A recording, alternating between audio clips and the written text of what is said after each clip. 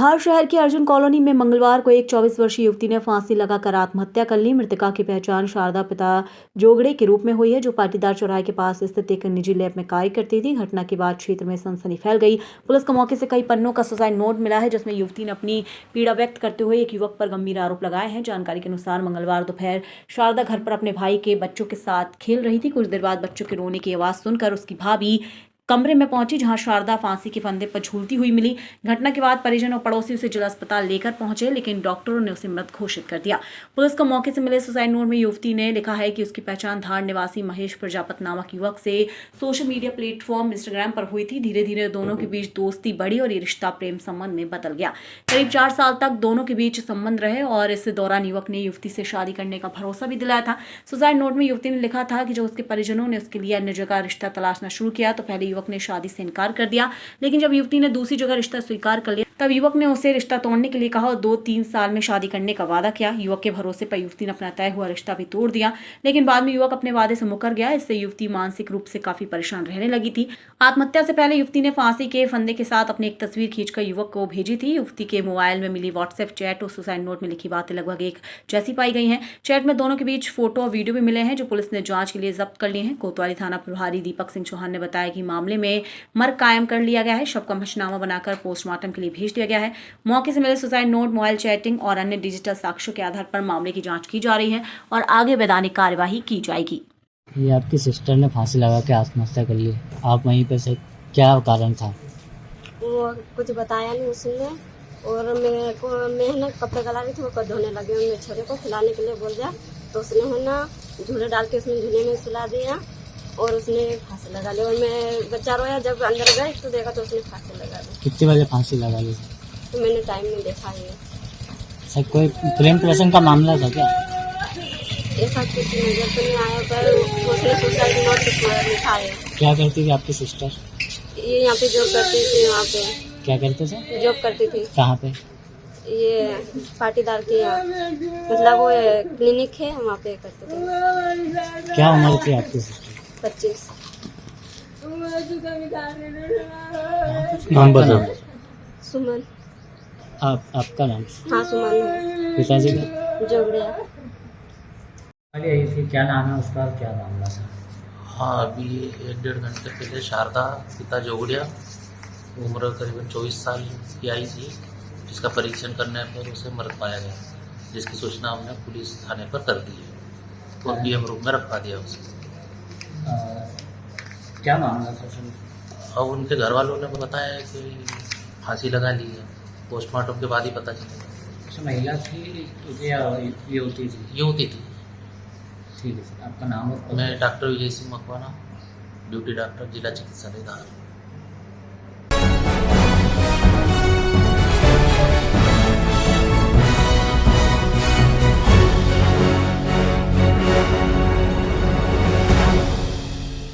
इंदौर सर्वधर्म संघ के अध्यक्ष एवं समाज सेवी मंजूर बैग एवं हाईकोर्ट अधिवक्ता नासिर बैग के पारिवारिक रोजा इफ्तार के आयोजन में मध्य प्रदेश की कैबिनेट मंत्री तुलसी सिलावट पहुंचे। श्री तुलसी सिलावट ने रोजा इफ्तार में पहुंचने पर यहां मौजूद बड़ी संख्या में समर्थकों ने एवं सर्वधर्म संघ के अध्यक्ष मंजूर बैग ने उनका जोरदार स्वागत किया।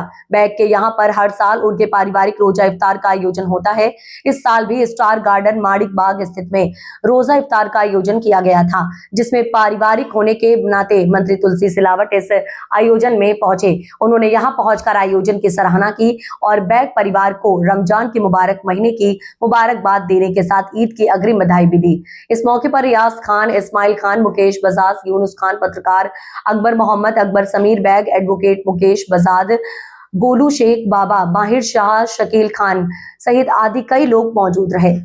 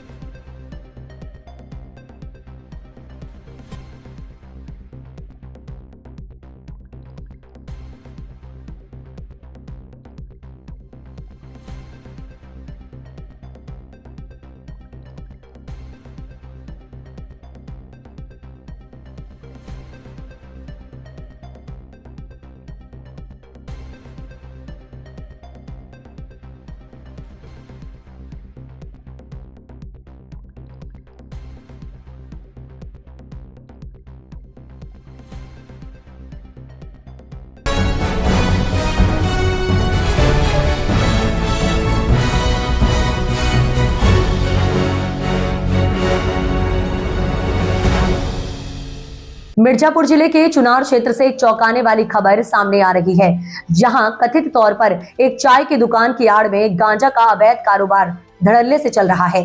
चुनार क्षेत्र में स्थित भगल के मड़ई एक चाय पानी की दुकान पर खुलेआम गांजा बेचे जा रहे हैं। सोशल मीडिया पर वीडियो तेजी से वायरल हो रहा है। ग्राहक खुलकर लेन देन कर रहे हैं, जबकि दुकानें बिना किसी रोक टोक के चल रही हैं। स्थानीय लोगों का कहना है कि इस अवैध धंधे की वजह से क्षेत्र के कई युवा नशे की लत की ओर बढ़ते जा रहे हैं। सवाल ये उठता है कि आखिर इस तरह खुलेआम चल रहे अवैध कारोबार पर अब तक कार्रवाई क्यों नहीं हुई। अब उठ रहे हैं बड़े सवाल। क्या चलेगा नशे के कारोबारियों पर कानून का डंडा? क्या पुलिस और आबकारी विभाग को इसकी जानकारी नहीं है? युवाओं को नशे के दलदल में धकेलने वालों पर कब होगी सख्त कार्यवाही? क्या प्रशासन इस मामले को गंभीरता से लेकर जांच करेगा? क्षेत्र के लोगों ने प्रशासन से मांग की है कि मामले की निष्पक्ष जांच कर दोषियों के खिलाफ कड़ी कार्रवाई की जाए, ताकि युवाओं को नशे के चंगुल से बचाया जा सके। देखिए पूरी पड़ताल सिर्फ शहर क्राइम पर।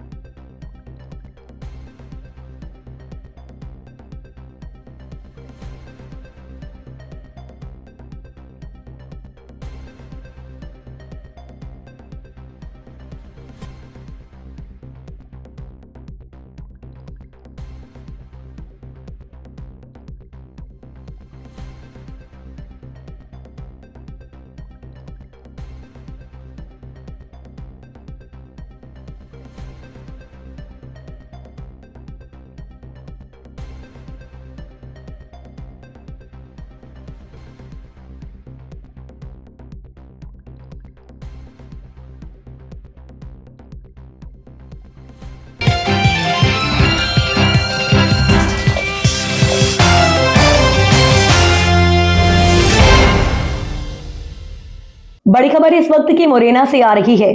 पुलिस के सामने ही दो पक्षों में हुई हाथापाई व मारपीट। एक ही परिवार के दोनों पक्ष हैं आमने सामने।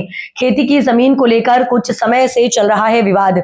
फसल काटने को लेकर दोनों पक्ष पहुंच गए थे खेत में। मारपीट का वीडियो ग्रामीणों ने बनाकर सोशल मीडिया पर किया वायरल। जिले के बागचीनी थाना क्षेत्र के अंतर्गत मोदना बीकम गांव का है मामला। पुलिस ने दोनों पक्षों की गुहार पर एक दूसरे के विरुद्ध शिकायत दर्ज की है। शांति सुरक्षा के लिए दोनों गुटों पर प्रतिबंधात्मक कार्यवाही कर एसडीएम के न्यायालय में मामला पेश किया। जौरा एसडीएम ने कहा पूर्ण जांच के बाद की गई है कार्यवाही। राजस्व अभिलेखों में दर्ज है एक पक्ष के नाम जमीन। स्थानीय न्यायालय में भी लंबित है मामला। यहाँ के कृषक जिला कार्यालय में पुलिस अभिरक्षा और पुलिस सुरक्षा मांगने के लिए कुछ दिवस पूर्व गए थे, तो वहाँ से हमको एक आवेदन प्राप्त हुआ, जिसमें आवेदक द्वारा निहाल सिंह आवेदक का नाम था। उसके द्वारा अपनी सरसों की फसल कटवाने के लिए पुलिस सुरक्षा की मांग की गई। उनका ये कहना था कि गांव में जो उनके परिवार के दूसरा पक्ष है वो उनको फसल काटने नहीं दे रहा है। हमने मामले की जांच जो वर्तमान पटवारी है उससे कराई। पटवारी द्वारा हमको लिखित रिपोर्ट दी गई। उसमें यह उल्लेखित किया गया कि वह ज़मीन निहाल सिंह की ही है, खसरों पे उसका ही नाम है। यह फसल उसने या उसके परिचित ने बोई है उसकी सहमति से, और ये कब्जा भी उस विवादित ज़मीन पर उसी पक्ष का है, जिसके आधार पर हमने थाना प्रभारी को फसल कटवाने के समय पुलिस सुरक्षा मुहैया कराने हेतु पत्र लिखा गया। उसके उपरांत दूसरा पक्ष भी मेरे पास मेरे कार्यालय में उपस्थित हुआ। उसने ये बताया कि यह फसल उसके द्वारा बोई गई है। हमने पुनः इस मामले की जांच कराई। पुनः गांव में हमारा राजस्व टीम गई, जहां पर कोटवार, सरपंच, मीडिया कृषक व ग्रामीण जनों द्वारा पुनः यह बताया गया कि निहाल सिंह पक्ष ने ही यह फसल को बोया है, उन्हीं का कब्जा है और उन्हीं के द्वारा इसको बोया गया है। वस्तु स्थिति स्पष्ट होने के बाद थाना प्रभारी द्वारा पुलिस उपलब्ध कराकर फसल को कटवाई गई।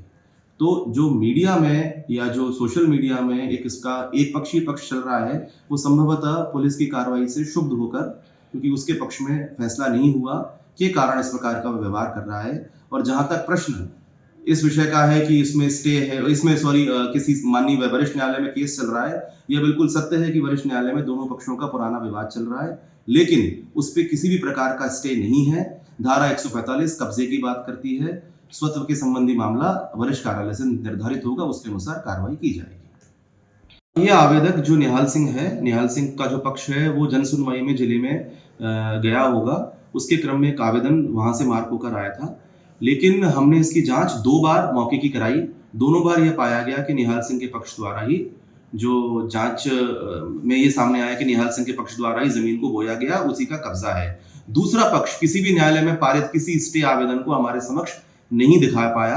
हमने उसको सुनवाई का भी अवसर दिया, वो हमारे कार्यालय में उपस्थित हुआ, जो दूसरा पक्ष है, लेकिन वह किसी भी न्यायालय से इस जमीन पे काम रोके जाने या फसल कटवाने को रोकने के संबंध में किसी भी प्रकार का स्टे ऑर्डर नहीं दिखा पाया। अगला प्रश्न, अगर दोनों पक्षों के बीच मारपीट का है तो उसके संबंध में पुलिस स्वतंत्र है। हमने 107-16 जो पुरानी सीआरपीसी के तहत प्रतिबंधात्मक कार्रवाई होती है वह भी कराई है। यदि आगामी कोई और इसमें मारपीट आदि की घटना हुई है तो पुलिस उसमें स्वतंत्र है, दोनों पक्षों के संबंध में कार्रवाई कर सकती है।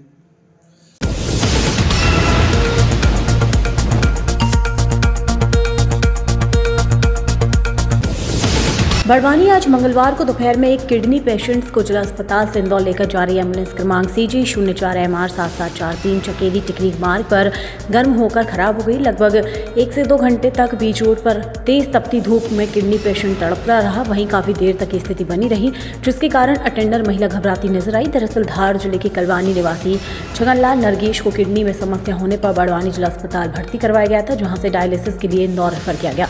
पत्नी कलाबाई नरगेश ने बताया कि हमें लगभग 12 से 12:30 बजे रवाना किया गया। तब से अभी तक यहां खड़े से पति की गर्मी की वजह से हालत खराब हो रही है। वहीं 108 कर्मचारी द्वारा बताया गया कि दूसरी एम्बुलेंस की व्यवस्था की जा रही है। हालत को देखकर आसपास के लोगों ने खराब एम्बुलेंस को धक्का देकर छांव में खड़ा करवाया गया, लेकिन किडनी पेशेंट्स खबर आप तक पहुंचने तक उसी में घबराता हुआ देखा जा सकता है। स्वास्थ्य विभाग की बड़ी लापरवाही निकलकर सामने आई है। वहीं लगभग 3:40 पर अन्य जगह से पहुंचे एक अन्य एम्बुलेंस के माध्यम से मरीज छगनलाल नरगेश को इंदौर के लिए लेकर 108 स्टाफ रवाना हुआ है। नाम है आपका? नहीं, क्या नाम है आपका? कहाँ रहते हो? मुन्ना के पास बालीपुर। ये कहाँ पर ले जा रही थी एम्बुलेंस मरीज को, और कहाँ ये क्या हुआ? ये उधर मीडिया वाले थे, टेंशन मत लो। बड़वानी ले जा रही थी। बड़वानी से इंदौर लेके जा रही थी। तो ये खराब में बीच में खराबी आई है क्या? हाँ। अभी पेशेंट आपके साथ है क्या? हाँ। क्या समस्या थी पेशेंट को? किडनी खराब है। डायलिसिस पर। अभी कहाँ पर हो आप? बीच में रुके पड़े हो ना? फतेहपुर। अरे तो बता दो ना, पेशेंट पड़ा है गाड़ी में, उसकी समस्या क्या है ये बता दो बस। हम क्या बताएं? हाँ, क्यों बता नहीं सकते? आप लेके जा रहे हो पेशेंट को बड़वानी से इंदौर। गाड़ी अचानक गर्म हो गई। अरे तो यही तो समस्या पूछ रहे, समस्या क्या है आखिर? आप पेशेंट यहाँ से कब से 1 घंटा होगा यहाँ का, यहाँ पेशेंट यही है उसका। हाँ, 1 घंटा होगा। मैं तो यहाँ से देख के गया हूँ, मैं यहीं का यहीं हूँ। उसके बाद भी अभी तक ना तो कोई व्यवस्था की गई, ना कोई कुछ नहीं किया गया। पेशेंट इतनी धूप में गर्मी में वो हो रहा है। आपका नाम क्या है?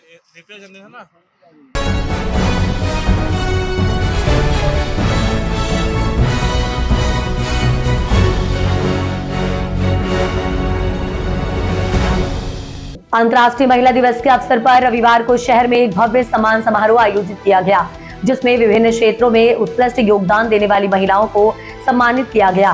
कार्यक्रम का आयोजन नर्मदा गजानन सिद्धपीठम बहुउद्देशीय सेवा फाउंडेशन इंदौर द्वारा मध्य भारतीय हिंदी साहित्य समिति के शिवाजी हॉल RNT मार्ग चेतक सेंटर के पास में किया गया।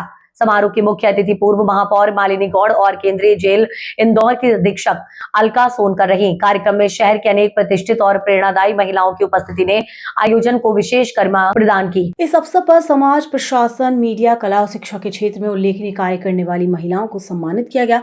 कार्यक्रम में शीतल रॉय, अध्यक्ष woman press club, Sonali Yadav, वरिष्ठ पत्रकार शालिनी शर्मा, मंजू मंडलोई, संगीता अग्निहोत्री, सुषमा दुबे, अंतरा करवड़े, नगीना नागदेव और डॉक्टर पूर्वी निमगांवकर सहित कई विशिष्ट महिलाओं ने अपनी गरिमामय उपस्थिति दर्ज कराई।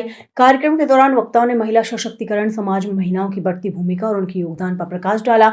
मुख्य अतिथि मालिनी गौड़ ने अपने संबोधन में कहा कि आज महिलाएं हर क्षेत्र में अपनी प्रतिभा से समाज और देश का नाम रोशन कर रही हैं और ऐसे सम्मान समारोह उन्हें आगे बढ़ने के लिए प्रेरित करते हैं। वहीं केंद्रीय जेल अधीक्षक अलका सोनकर ने भी महिलाओं की उपलब्धियों की सराहना करते हुए कहा कि समाज में सकारात्मक बदलाव लाने में महिलाओं की भूमिका अत्यंत महत्वपूर्ण है। कार्यक्रम के आयोजक AMB डॉक्टर धीरज चैतन्य स्वामी कामले, संस्थापक नर्मदा गजानन सिद्ध पीठम बहुउद्देशीय सेवा फाउंडेशन इंदौर ने सभी अतिथियों और प्रतिभागियों का आभार व्यक्त करते हुए कहा कि संस्था का उद्देश्य समाज में महिलाओं के योगदान को सम्मानित करना और उन्हें आगे बढ़ने के लिए प्रेरित करना है।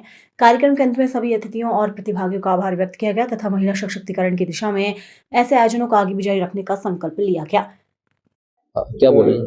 अच्छा, ओम हरिओम। जय श्री गजानन। श्री नर्मदा गजानन सिद्ध पीठम बहुउद्देशीय सेवा फाउंडेशन तरफ से मैं doctor Dheeraj Chaitanya Swami Kamle the founder संस्था का होने के नाते बताना चाहूँगा कि अंतर्राष्ट्रीय महिला दिवस पर आइए ना, अंतर्राष्ट्रीय महिला दिवस पर महिलाओं के समाज में जो विशेष योगदान के उपलक्ष्य में कार्यक्रम रखा गया सम्मान समारोह, जिसमें सभी प्रकार की वर्ग की महिलाएं जो अपने क्षेत्र में अच्छा कार्य कर रही वो आई और उनके स्वागत का सम्मान का हमें अवसर मिला, इसके लिए बहुत बहुत आभारी।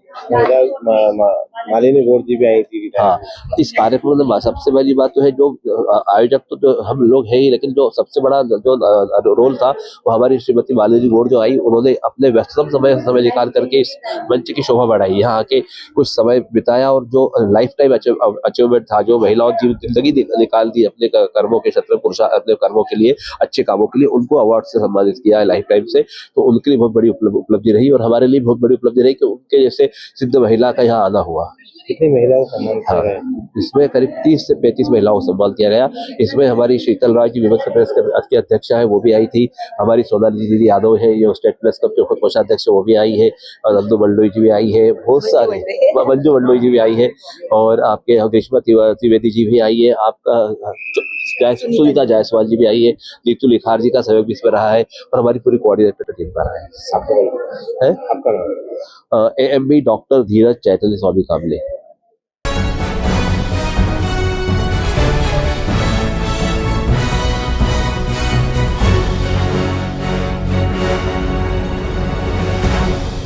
इंदौर जिले के सिमरोल पुलिस को मिली बड़ी सफलता। मंदिर से पीतल का घंटा और तांबे का लोटा और एक घंटी चुराने वाले आरोपी को किया गिरफ्तार। वहीं सिमरोल पुलिस ने वाहन चोरों को भी किया गिरफ्तार। उनके पास से 2 एक्टिवा चोरों को भी किया गिरफ्तार। दोनों आरोपी वाहन चुराकर करते थे चोरी।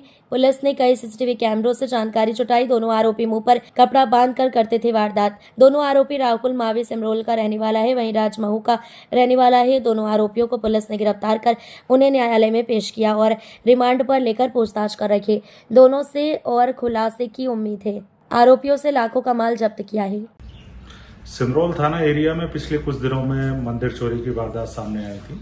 पुलिस के द्वारा लगातार इन्वेस्टिगेशन की जा रही थी, विभिन्न साक्ष्य जुटाए जा रहे थे। सीसीटीवी फुटेज और अन्य साक्ष्य के आधार पर 2 व्यक्तियों को हिरासत में लेकर उनसे पूछताछ की गई, जिसमें उनके द्वारा 3 मंदिरों में चोरी की वारदात करना कबूल किया गया और उनके पास से जो मंदिर के घंटे और आदि सामग्री उनसे जब्त की गई है।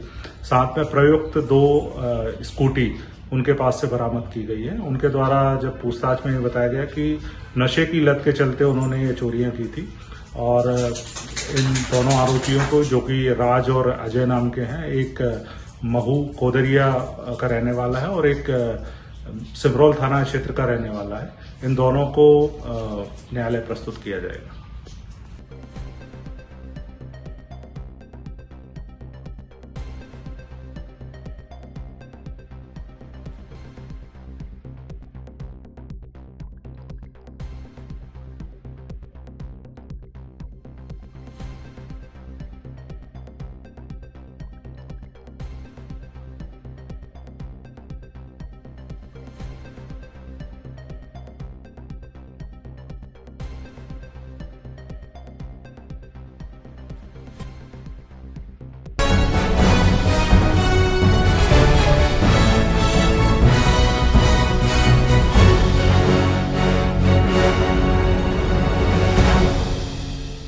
अंजड़ होली पर्व के 7 दिन बाद मनाई जाने वाली शीतला सप्तमी के अवसर पर नगर सहित ग्रामीण क्षेत्रों के विभिन्न शीतला माता मंदिरों और घरों में महिलाओं द्वारा पूजा अर्चना की गई। मंगलवार अल सुबह से ही मंदिरों में श्रद्धालु महिलाओं की भीड़ देखने को मिली, जहां उन्होंने माता शीतला की पूजा कर परिवार की सुख समृद्धि और बच्चों के अच्छे स्वास्थ्य की कामना की। मान्यता के अनुसार शीतला सप्तमी के एक दिन पहले रात में भोजन बनाकर रखा जाता है और सप्तमी के दिन माता शीतला को ठंडा कर उसी बासी भोजन का माता को भोग लगाया जाता है। इसके बाद परिवार के सदस्य भी वही प्रसाद ग्रहण करते हैं। इस परंपरा को माता शीतला की पूजा का महत्वपूर्ण हिस्सा माना जाता है। पूजा में विशेष रूप से चूरमा प्रसाद सहित विभिन्न प्रकार के पकवान और व्यंजन गृहिणियों के द्वारा बनाए जाते हैं और माता को अर्पित किए जाते हैं। श्रद्धालुओं का विश्वास है कि शीतला माता की विधि विधान से पूजा करने से बच्चों को बीमारियों से रक्षा मिलती है और घर में सुख शांति व समृद्धि बनी रहती है। मंदिर में अल सुबह से ही महिलाएं पूजा की थाली लेकर पहुंची और माता शीतला का पूजन कर परिवार की मंगल कामना की गई।